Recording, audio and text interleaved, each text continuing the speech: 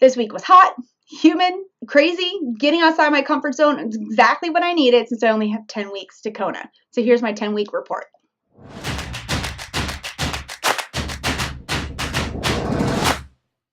All right, so here we are with another weekly review of my training on my journey to Kona. We are less than 10 weeks, I can't even believe it, until Kona. And I know I've kind of been slacking on the weekly updates because the month of July was absolutely crazy. I'm going to do the reviews for the training camp that I went to at the Olympic Training Center, as well as my trip to ITU World Championships in Denmark. I'm going to do those in separate videos so I can really give those full attention of tips and stuff for you guys to have there. I will say, last week, the way that the schedule went was the first week of July I was on family vacation, but I still was training. I took my bike with me and did a lot of high intensity bike training. The second week was the international travel for Denmark. I was home a week, and then I left for the Olympic Training Center camp with Andy Potts, and we biked and ran and swam every single day.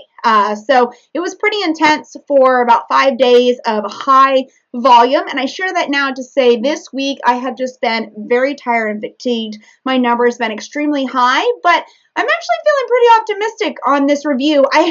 Yesterday, after I had my long brick for the day, I expected this video to be a lot more, oh, this is so tiring, I'm getting to the height of Ironman training, blah, blah, blah. And I was really kind of worried it was going to sound very ungrateful because don't get me wrong, we get to do this, right? But at times we're still human and we get tired. And I had texted my coach, Rachel, last night, and I had said, oh, I'm really tired. What do you want me to do tomorrow? Which Thursdays are my long brick days and Fridays are my long run days. And I was kind of hoping that she would just be like, oh, easy swim. And I even was like, easy swim, ? And she comes back and goes, no, 2-hour run. And I'm like, what? So, that was, at first I was like, oh, I don't know. I'm really, really tired. Like really, not just like regular fatigue, but I've just been falling asleep on the couch earlier. Just been really tired in general. My body's really feeling the last month of travel and training. And so I went out 2-hour run today. And it was 99% humidity. I mean, it took me forever to get out the door. I anticipated on getting out the door by 7. I didn't start until 9:15.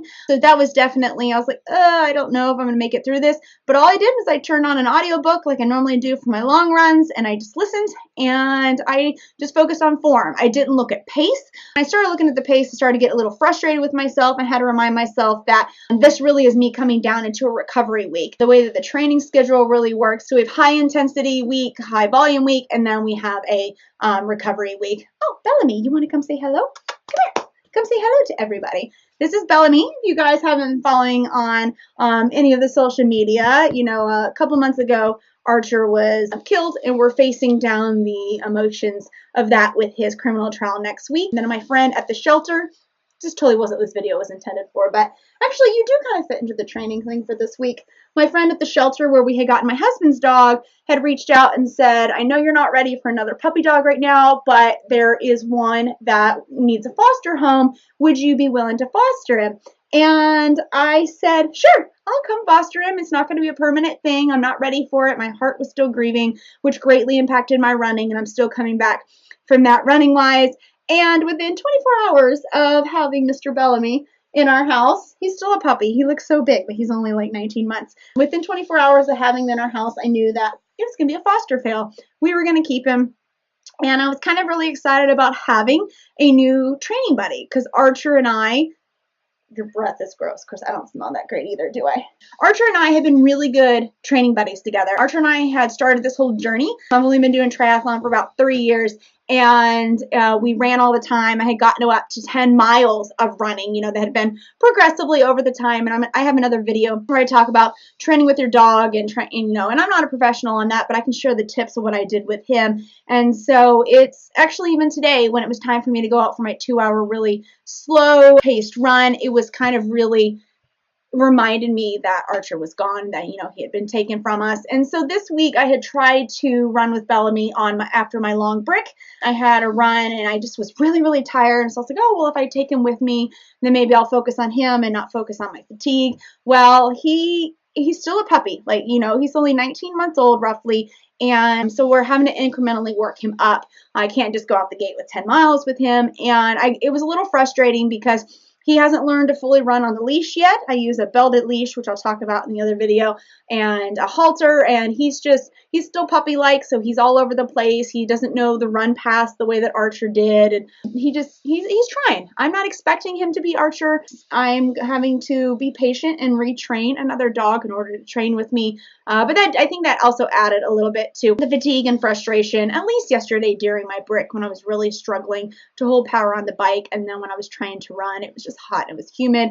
But today I told myself when I got up, I really did force myself out the door, and I just incentivized myself to say, you have 2 days of rest coming. I have an active recovery, then a full recovery day, which isn't really a full recovery when you have 5 kids. But I was definitely having to push myself to get out the door this morning.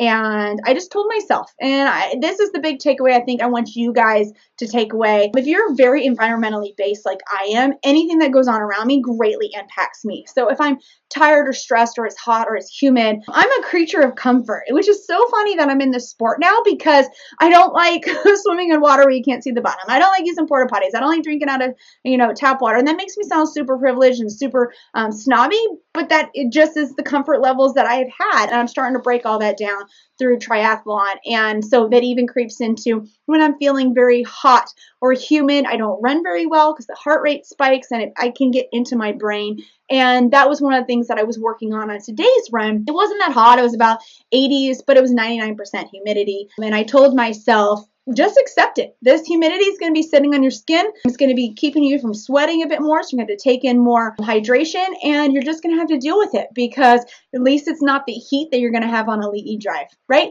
Put in the effort now and put in all of that mindset and start focusing on accepting the environmental aspects so that on race day, you can really focus on the race itself. And so that for me has really been a good mind shift in this whole training of leading up to Kona because I realized in the last couple of weeks when I've been talking to other people that have done Kona, because this will be my first time, this race actually is everything that I tend to stay away from when I go to look for races to do. Ocean water swim, not a big fan, although you can see the bottom, you can see the turtles and all that, that'll be cool. Just salt water, I have a tendency, this is gross, as a swimmer in the pool, I've always had a tendency to let water fall in my mouth and swish it around. I know, gross when you think about public pools.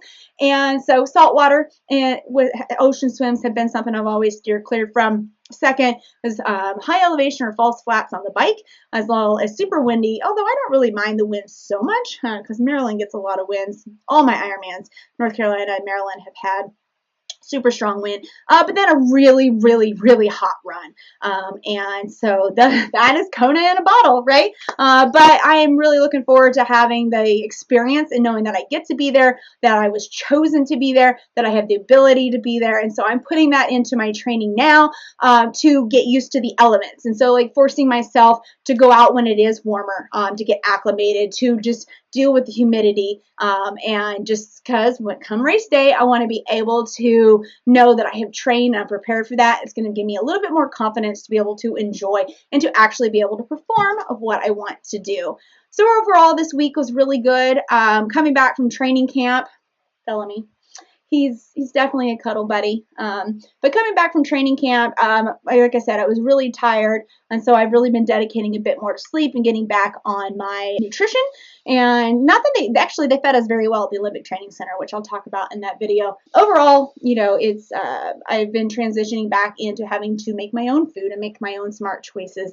And now that we're staring down 10 weeks to Kona, it's really important for me to get that on lockdown, reducing the sweets, reducing the caffeine, reducing alcohol, although I pretty much had already done that already in the last few weeks.